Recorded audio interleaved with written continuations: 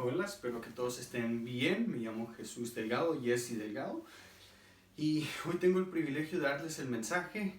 Vamos a estar en el libro de Hechos capítulo número 3. Es donde vamos a estar. Hechos capítulo número 3. Y antes que empecemos la predicación, le pedí a mi esposa que si puede cantar una canción. Y ella va a venir en este momento. Cristo, nombre sublime, Salvador nuestro, glorioso Señor, Emmanuel, Dios con nosotros, palabra de vida, gran Redentor. Cristo, nombre sublime, Salvador nuestro, glorioso Señor, Emmanuel, Dios con nosotros, palabra de vida, gran Redentor.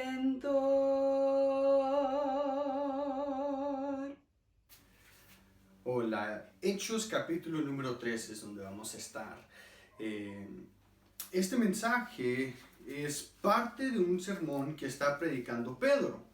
Pedro acababa, empezamos y nomás para tener un poco de contexto de donde estamos, ¿no? En Hechos capítulo número 3, en el versículo 1 dice, si Pedro y Juan subían juntos al templo a la hora novena de la oración. Entonces ellos, Pedro y Juan, iban a ir hacia el templo durante este tiempo, iban a orar, iban a hacer algo espiritual.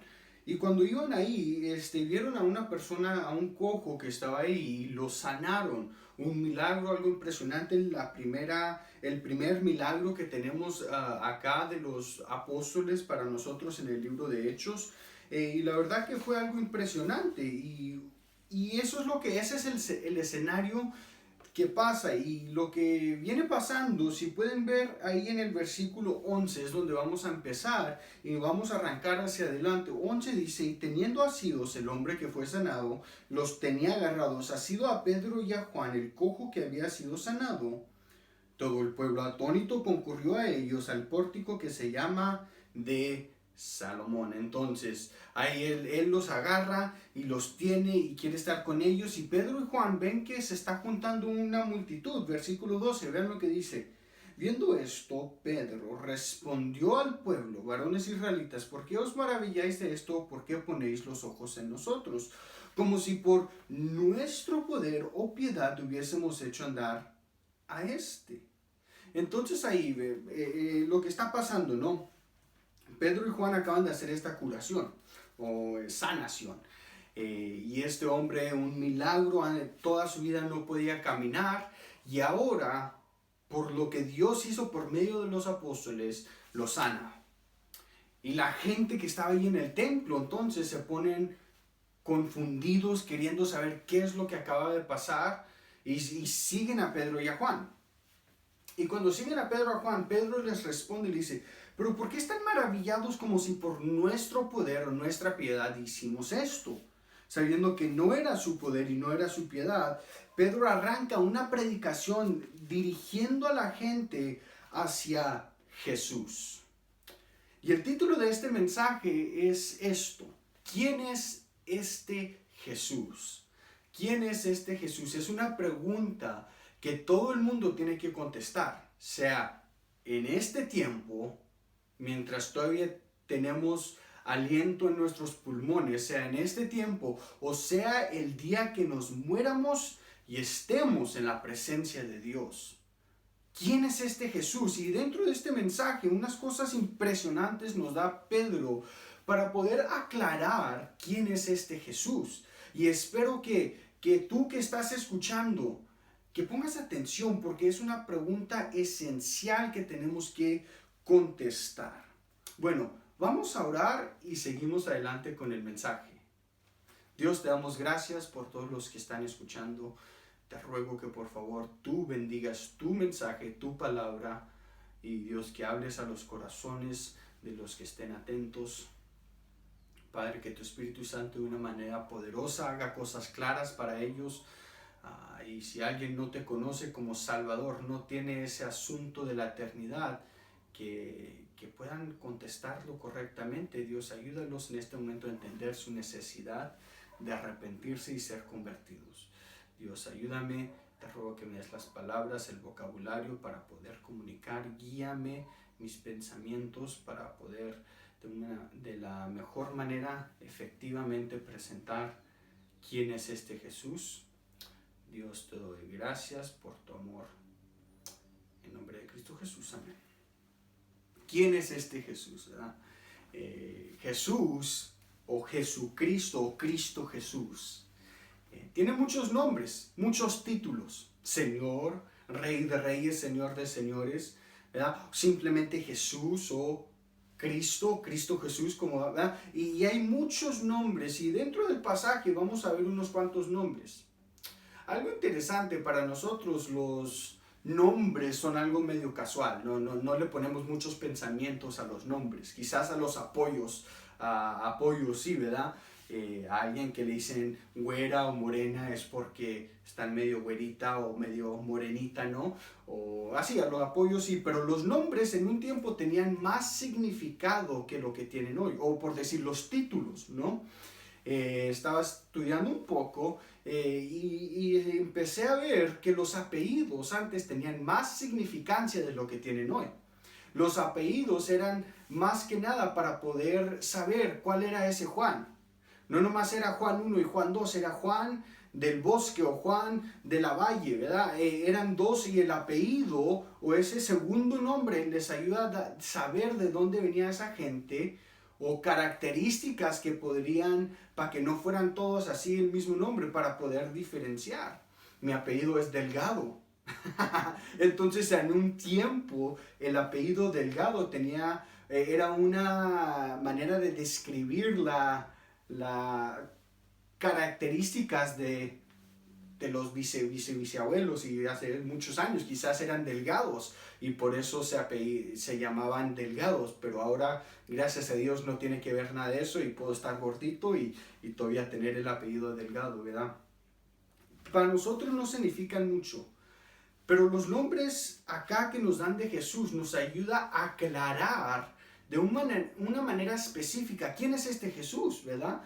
Y es algo importante porque hay muchas religiones que dicen conocer a Jesús, pero cuando un aspecto de la característica de la divinidad de Jesús es incorrecta, entonces lo que viene siendo la salvación es dañada. Vamos a ver lo que dice la palabra de Dios acá, empezando en el versículo 13, dice así: el Dios de Abraham, de Isaac y de Jacob, el Dios de nuestros padres, ha glorificado, y aquí están los primeros dos títulos, a su Hijo Jesús, a quien vosotros entregasteis y negasteis delante de Pilato cuando éste había resuelto ponerle en libertad. Entonces empieza: el Dios de Abraham, de Isaac y de Jacob, el Dios de nuestros padres.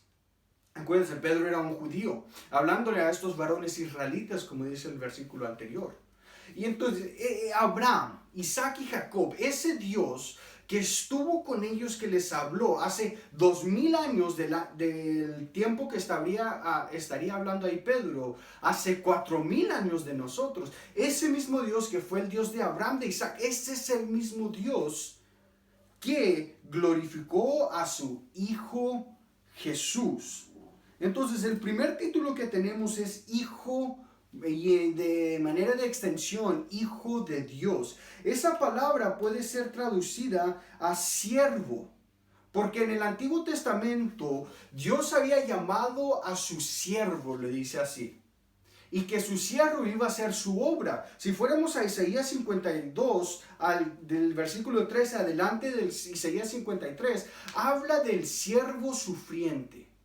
Y ese título como Hijo Jesús nos ayuda a identificar a Jesús como el siervo del Señor, siervo de Jehová del Antiguo Testamento. Algo increíble. No vamos a tomar mucho tiempo ahí con esa idea de hijo, pero quiero que tan siquiera entiendan esto, que el Hijo de Dios viene siendo que es de la misma naturaleza de Dios, que es de la misma naturaleza, de la misma cosa, son de la misma origen, son Dios.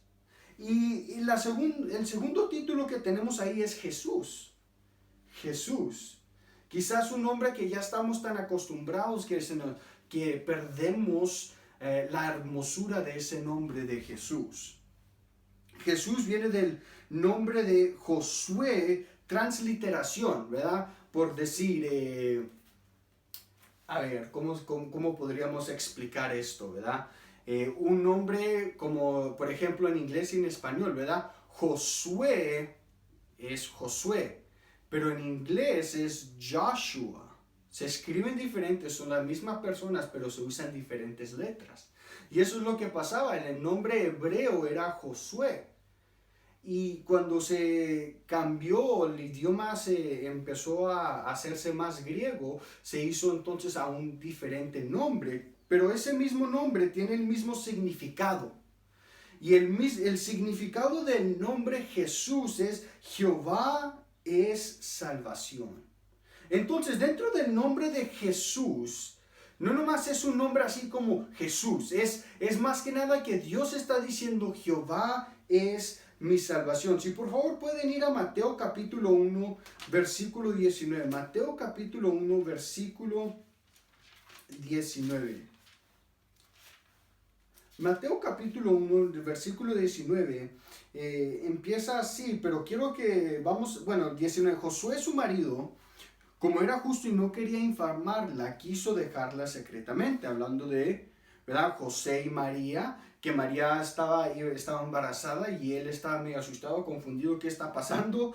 Versículo 20, y pensando él en esto, he aquí un ángel del Señor se apareció en sueño y le dijo, José, hijo de David, no temas. Reciba a María, tu mujer, porque lo que en ella es engendrado del Espíritu Santo es. Versículo 21. Y dará a luz a un hijo, y llamará su nombre Jesús, porque él salvará a su pueblo de todos sus pecados. Y eso es lo que hizo. Amén. Versículo 25. Pero no la conoció hasta que dio a luz a su hijo primogénito y le puso por nombre Jesús. Entonces ese era un nombre que había sido escogido específicamente por Dios para este siervo de Jehová, que se llamaba Jesús.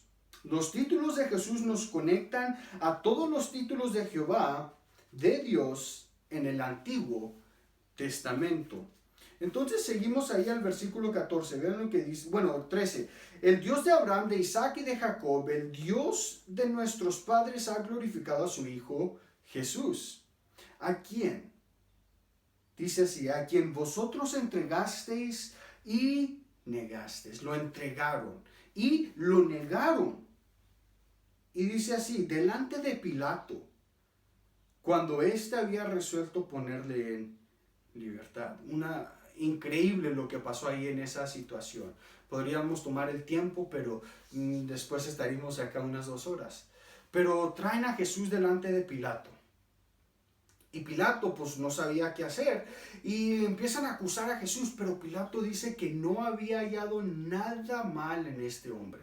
Y 3 o 4 diferentes veces lo declaró justo. Su esposa, que era una incrédula, también lo declaró justo a este Jesús. Entonces Pilato, resuelto de ponerlo en libertad, él decía, yo lo dejo ir. Pero los judíos no quisieron, lo negaron y lo entregaron. Versículo 14, mas vosotros negasteis otra vez al santo y al justo, y pediste que se os diese un homicidio. Entonces negaron al santo y al justo. Y ya llegamos a los otros 2 títulos para quién es este Jesús. ¿Quién es este Jesús? Es el siervo de Jehová. ¿Quién es este Jesús? Es el Salvador del mundo. ¿Quién es este Jesús? Es santo. Santo. Un título hermoso porque también nos conecta al Antiguo Testamento. En el libro de Isaías, capítulo número 6, si se acuerdan, hay una visión que tiene Isaías ahí. Y escribe que en el año cuando se murió el rey Usías, que él vio el trono de Dios y a Dios levantado, sublime, exaltado en una hermosura. Y nos describe de unos ángeles, los serafines que estaban ahí. Y si se acuerdan lo que decían, no paraban, no cesaban de decir: santo, santo, santo. Dios, el Dios de toda la eternidad, es santo, santo, santo. Y nos da esta descripción, este título, acuérdense, de Jesús como el santo.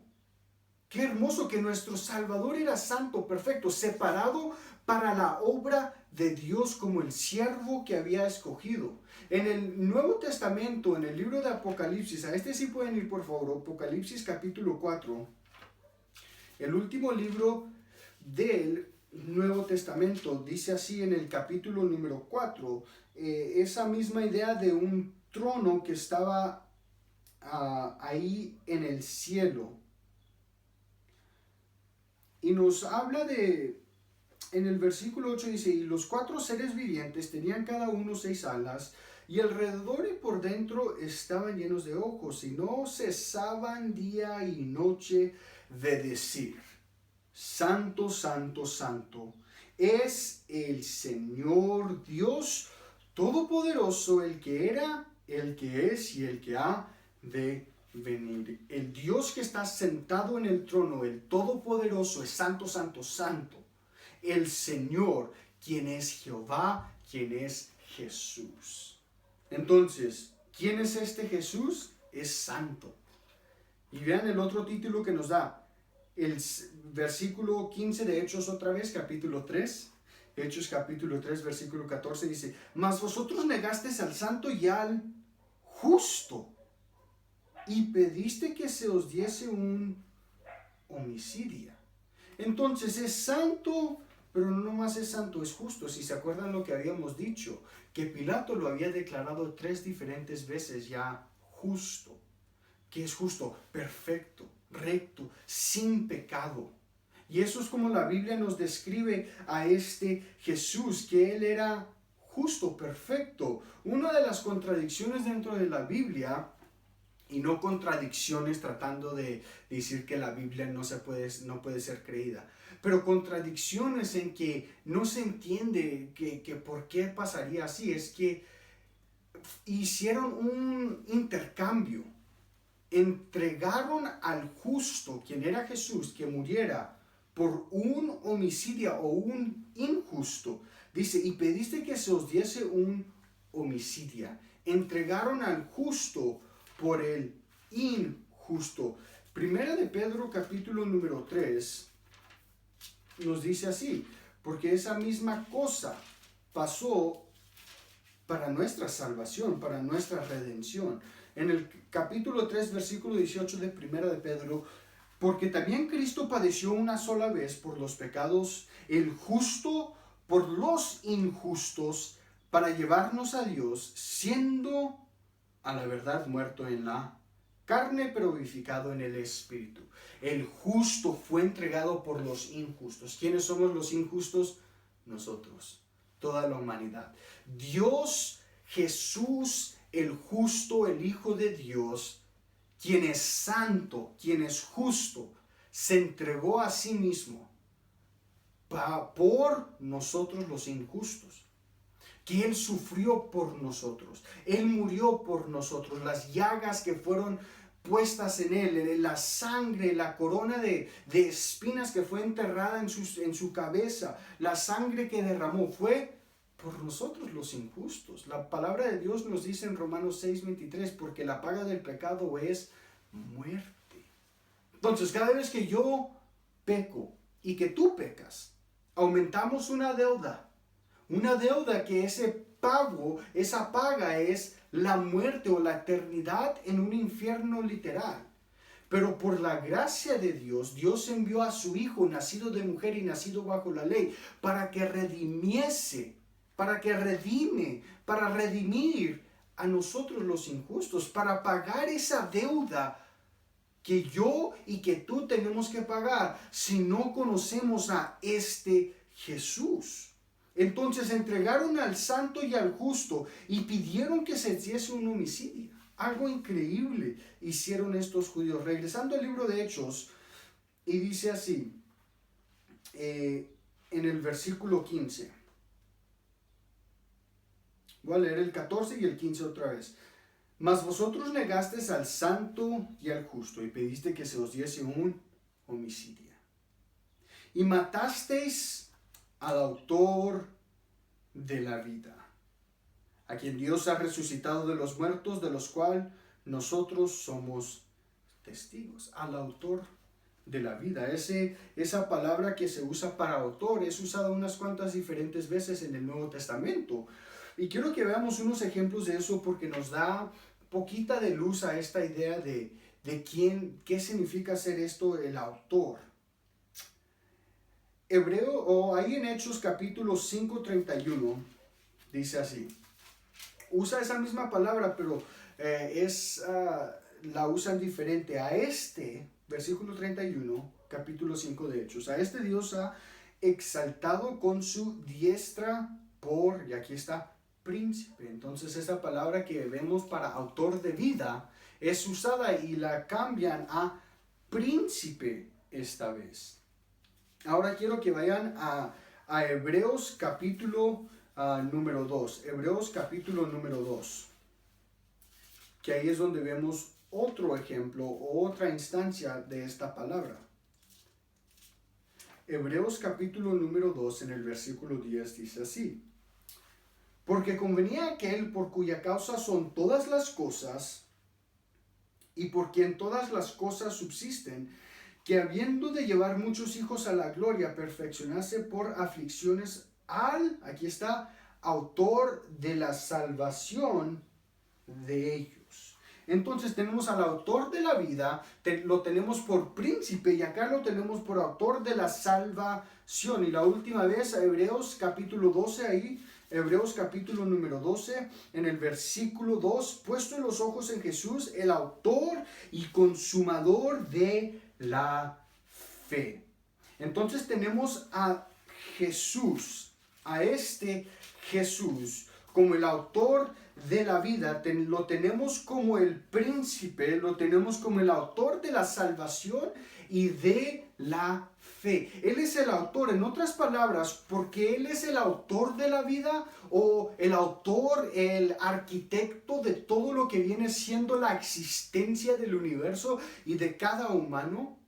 Él es el manantial de la vida. Sin Él no hay vida. Este es Jesús. Escuchen esto. El autor de la vida, Jesús, el autor de la vida, entregó su vida para ofrecernos vida. Qué hermoso, ¿no? El autor de la vida, Jesús, entregó su vida en el monte Calvario para ofrecernos vida a mí y a ti. Porque sin Jesús, cada uno de nosotros estamos muertos en nuestros delitos y nuestras transgresiones. Estamos muertos, estamos pudridos. La palabra de Dios nos dice que sin Jesús, sin este Cristo, sin el autor de la vida, yo y tú estamos muertos y pudridos de dentro. Entonces no tenemos vida. La palabra de Dios, y quiero que vayan a este pasaje por favor, en 1 de Juan capítulo 1. 1 de Juan hacia el Nuevo Testamento otra vez, hacia atrás por el libro de Apocalipsis. 1 de Juan. 1 de Juan capítulo 5. Lo pone de una manera clara. ¿Verdad? Y es bueno cuando vemos la palabra de Dios porque la palabra de Dios nos ayuda a que todo sea claro. ¿Verdad? 1 de Juan capítulo 5 versículo 12 lo pone de esta manera. El que tiene al Hijo tiene la vida. Y el que no tiene al Hijo de Dios, el que no tiene al Hijo de Dios, no tiene la vida. Entonces, si tú no conoces a Jesús, si tú no conoces a este Jesús, a este Jesucristo, a este que es santo, a este que es justo, a este que es el siervo de Dios, que lo mandó el Hijo de Dios de la misma naturaleza que el Padre, a este, si no lo tienes, no lo conoces, no tienes la vida. Estás muerto y estás yendo a un infierno literal, porque nuestros pecados nos matan. Estamos pudridos de dentro, como he dicho. Acuérdense, sientan eso, lo que sentían si eres salvo, lo que sentías antes cuando estabas en tus pecados. Y que no había esperanza, no había propósito, no había gozo. Y quizás si no conoces a Jesucristo, estás lleno de ansiedad, lleno de miedo, lleno de temor. Te hace falta el gozo, lleno de angustia. Eso es lo que pasa cuando uno no conoce al autor de la vida, no tiene la vida. Y te ruego, si no eres salvo, te invito a que conozcas a este autor de la vida, para que te está ofreciendo la vida eterna, para que puedas tener vida, y dijo que Él vino para darnos vida, pero para que tuviéramos una vida en abundancia, para que tuviéramos propósito en esta existencia que estamos viviendo. Entonces es el autor de la vida. El autor de la vida entregó su vida para ofrecernos vida. La distinción drástica entre el cristianismo bíblico y todas las otras religiones es hallado en la enseñanza de la persona de Jesucristo. Eso es la distinción drástica de las religiones correctas o la Biblia y lo que enseña la Biblia y todas las otras falsas religiones. ¿Quién es este Jesús? Si no crees que es santo, no crees que es justo, no crees que es el Hijo de Dios, de la misma naturaleza de Dios, 100% Dios. Si no crees eso, no crees que Él es el autor de la vida, entonces no puedes tener la salvación. No puedes obtener, no puedes verlo por quien se ha revelado si no crees estas cosas de sus características. ¿Quién es este Jesús? Es el Hijo de Dios, de la misma naturaleza que Dios. Es el Salvador. Acuérdense, el nombre Jesús. Jehová es salvación. Es santo. Solo hay un santo, santo, santo, quien es Jehová, el que está en el trono. Es justo, sin pecado, perfecto, sin culpabilidad, recto. Es el autor de la vida, el arquitecto, la fuente de la vida, la fuente de la vida eterna. ¡Qué hermoso!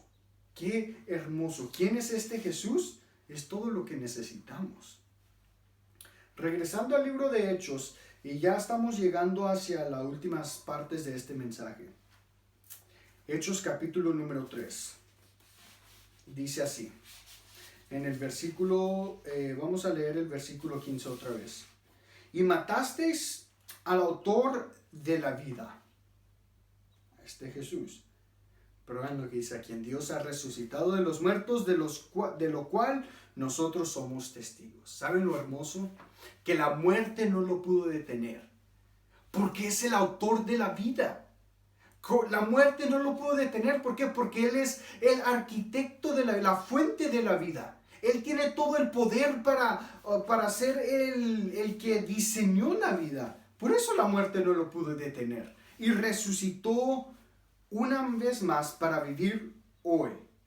Y dice así: de lo cual nosotros somos testigos.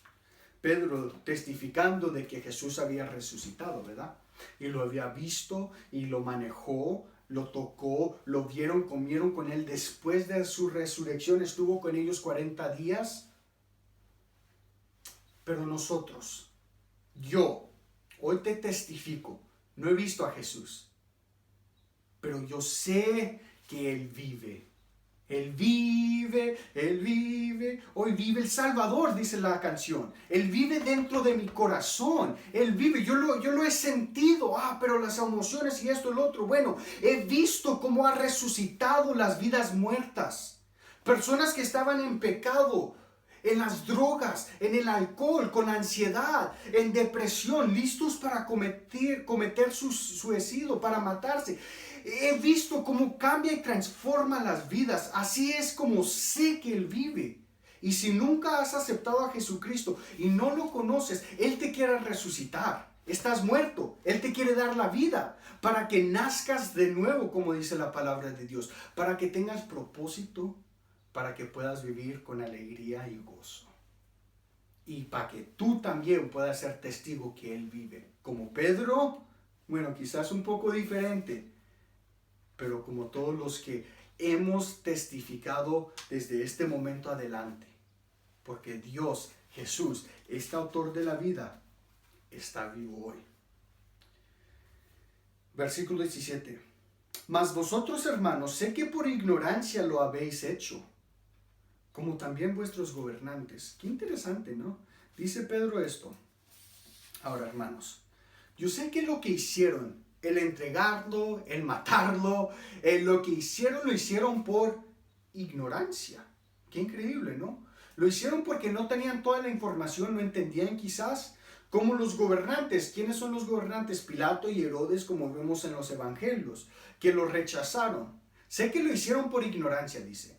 Pero acuérdense, aunque sea por ignorancia, son culpables.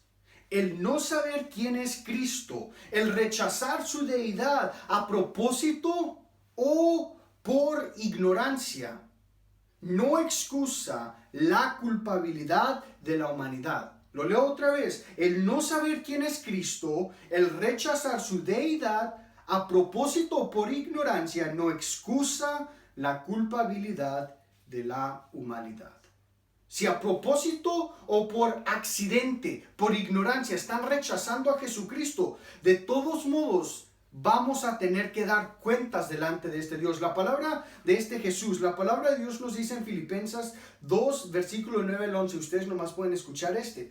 Por lo cual Dios también le exaltó hasta lo sumo, hablando de este Jesús, lo exaltó y le dio un nombre que es sobre todo nombre, para que en el nombre de Jesús se doble toda rodilla de los que están en los cielos y en la tierra y bajo la tierra, y toda lengua confiese que Jesús es el Señor, para la gloria de Dios el Padre. Está viniendo un día que por los que fueron ignorantes o lo que los hicieron a propósito, van a tener que caer en sus rodillas y con sus lenguas confesar que Jesús es el Señor, para la gloria de Dios. Y no van a poder decir, pero es que éramos ignorantes, no teníamos suficiente información, evidencia. No, eso, sean ignorantes o por a propósito, la culpabilidad va a estar a su cargo.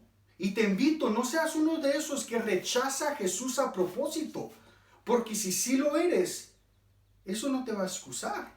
Y si dices, no tengo suficiente información, bueno, si estás escuchando este mensaje, tienes suficiente explicación de quién es este Jesús. Es el Hijo de Dios, que Él vino para ofrecernos vida. Versículo 17, mas ahora, hermanos, sé que por ignorancia lo habéis hecho. No importa que si fue por ignorancia, eran culpables. Como también vuestros gobernantes. Versículo 18, pero Dios ha cumplido así lo que había antes anunciado por la boca de todos sus profetas, que su Cristo, ahí está el otro título, había de padecer. Su Cristo. Su Cristo nos ayuda a sumar o a, como de una manera, concluir todos estos títulos. Porque esta idea de su Cristo significa específicamente su Mesías, su elegido, el que Él había elegido para hacer su obra, o más bien, el que Él había elegido para cumplir su plan, porque Dios tenía un plan increíble. Pónganse a pensar, Dios que tiene todo el entendimiento del mundo, del universo, toda la ciencia, toda la sabiduría, sabiéndolo todo. Él, antes que creara a Adán y Eva, sabía que iban a caer. Y Él vio todo el tiempo que iba a existir. Y Él vio que yo y que tú íbamos a pecar. Y que íbamos a quebrar sus leyes. Que íbamos a mentir. Que íbamos a tener pensamientos incorrectos. Que íbamos a pecar. ¿Y saben lo que él dijo? Yo voy a crear a esta creación de todos modos. Pero no nomás lo voy a crear para que no tengan esperanza, muertos en sus pecados y delitos. Voy a hacer algo, voy a mandar a mi Mesías. Voy a mandar a mi escogido, a mi elegido, para que Él cumpla la obra necesaria para la redención, o para que esta creación pueda obtener el perdón del pecado. Eso es lo que es el Mesías. Sí, tenía un aspecto que Él iba a sufrir, porque ahí nos dice ese pasaje, versículo 18, pero Dios ha cumplido así lo que había antes anunciado por boca de todos sus profetas. Todo lo del Antiguo Testamento apuntaba hacia Jesús como el Mesías. Jesucristo había de padecer, y el Antiguo Testamento está lleno de pasajes del sufrimiento de este Mesías, porque Él tenía que sufrir para que nosotros obteniéramos el perdón del pecado. Todo el Antiguo Testamento apuntaba hacia Cristo, hacia este Mesías. Versículo 19 dice así. Así que, ahora sí llegando a la conclusión, Pedro, más o menos, ¿no? Es como cuando un predicador dice, ya me lo vamos a terminar, pero sigue predicando otros 20, 30 minutos. Eso es lo que está haciendo Pedro. Así que, arrepentíos y convertíos, dice. Arrepiéntanse y sean convertidos. Qué interesante, qué palabras usa, ¿no? Llegando a esta conclusión, dice, ustedes lo entregaron, lo mataron y lo negaron.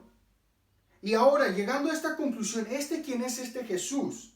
Quiero que entiendan, dice, que necesitan que arrepentirse y ser convertidos. Y eso es lo que si tú no conoces a Jesús como tu Salvador, tienes que hacer. Y si no lo has hecho, no tienes la vida eterna, no tienes al autor de la vida, no tienes al Hijo de Dios, no tienes nada.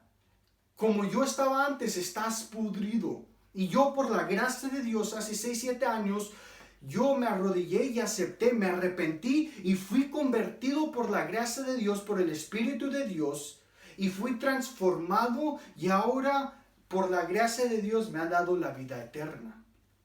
Esa idea de arrepentido se puede describir de esta manera: la convicción y luego la conversión. Dios trae convicción a tu corazón diciéndote, sos culpable del pecado. Has pecado, has mentido, has robado, has hecho esto, has hecho lo otro, sos culpable. Y cuando Dios trae esa convicción a tu corazón, entonces puede venir la conversión. El arrepentirse es el cambiar la mente. Y la conversión es cambiar tu manera de vivir. El arrepentirse es dejar tu vieja manera de pensar. Y el convertirse es dejar tu vieja manera de vivir. Yo antes estaba viviendo para esto, creyendo que esto me iba a dar felicidad. O quizás poniendo mi fe en la religión, porque la religión lleva mucha gente al infierno. No hay nada que tú puedas hacer o que yo pueda hacer para obtener la vida eterna. No puedes ser buena persona. La Biblia dice que no por obras, Efesios 2, 8 y 9, porque por gracia sois salvos por medio de la fe. Y esto no de vosotros, dice, no por obras, para que nadie se gloríe. Entonces, no importa qué sinceridad tengas, no importa, es que yo soy buena persona. No, si sos honesto, eres un pecador. Y necesitas este perdón, porque no hay nada que puedas hacer. Entonces, el arrepentirse es cambiar tu vieja manera de pensar. Yo pensaba que era bueno, yo pensaba que lo podía obtener, pero Dios me ha traído esta convicción, me está enseñando que no soy suficiente. Y ahora por medio de su gracia, lo estoy aceptando como mi Salvador y le estoy rogando que me ayude. Y voy a aceptar este regalo de la vida eterna. La Biblia nos dice así, porque la paga del pecado es la muerte, ¿verdad? Entonces hay una deuda, pero dice, más la dádiva de Dios es vida eterna por Cristo Jesús, Señor nuestro. Dios te ofrece un regalo, el perdón del pecado y la vida eterna. Y si tú lo aceptas, lo recibes en arrepentimiento y específicamente fe en Cristo, que Él es el que pagó todo, Él ya pagó la deuda, Él te está redimiendo, Él te está salvando, Él te quiere aceptar, pero tú tienes que dejar esas cosas y entregarte hacia Él. Eso es lo que es el arrepentimiento y la conversión, como les dice Pedro, el versículo 19. Así que arrepentíos y convertíos. Qué hermoso, ¿no? Y vean lo que el resultado natural de esto. Nos dice, para que sean borrados vuestros pecados. Qué hermoso. Por medio del arrepentimiento y la conversión y fe en Cristo, puedes obtener el perdón del pecado. Qué hermoso. Qué hermoso. Toda esa deuda que tienes, o que tenías, o que tengo, o que tenía, toda esa deuda puede ser perdonada por medio de nuestra fe en Cristo. Dice, para que sean borrados vuestros pecados, y la mejor parte, quizás, no sé, esta parte, para que vengan de la presencia del Señor tiempos de refrigerio. Para que vengan de la presencia del Señor tiempos de refrigerio. De refrigerio. Qué interesante palabra nos da. Cuando nos habla de esa idea de refrigerio, la palabra griega que es usada para darnos esta palabra refrigerio, tiene que ver con el alma. Con la alma.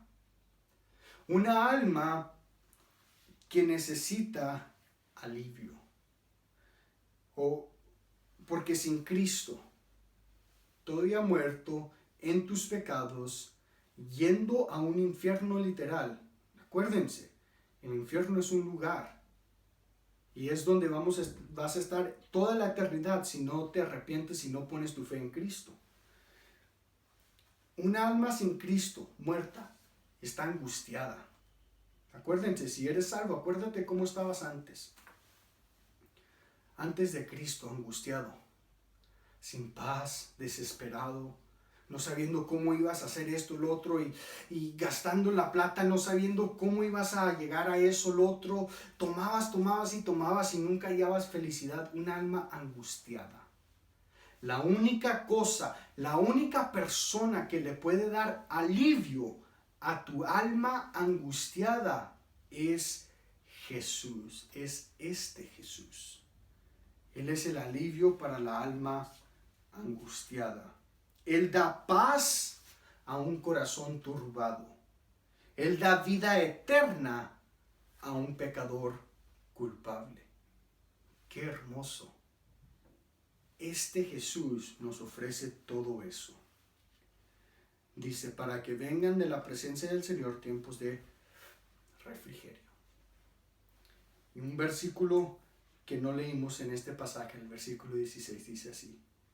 Y por la fe en su nombre, por la fe en su nombre, a este que vosotros veis y conocéis, le ha confirmado su nombre, y la fe que es por él, ha dado esta completa sanidad en presencia de vosotros. Entiendan esto, que en el nombre de Jesucristo, este Jesús es el único que nos da esta salvación, este perdón del pecado.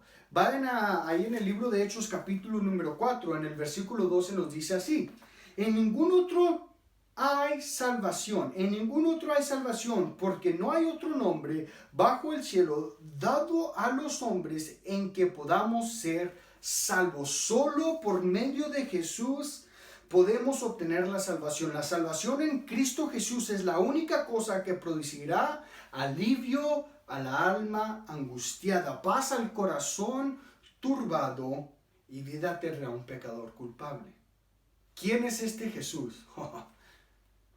Nos dio unos títulos acá Pedro. Es el Hijo de Dios o el Siervo. Es Jesús. Hermoso. Es santo, es justo. Es el autor de la vida. Es Cristo el Mesías. Pero ¿quién es este Jesús? Su palabra nos aclara de una manera hermosa en Juan 14:6. Quizás un versículo que ya se conocen.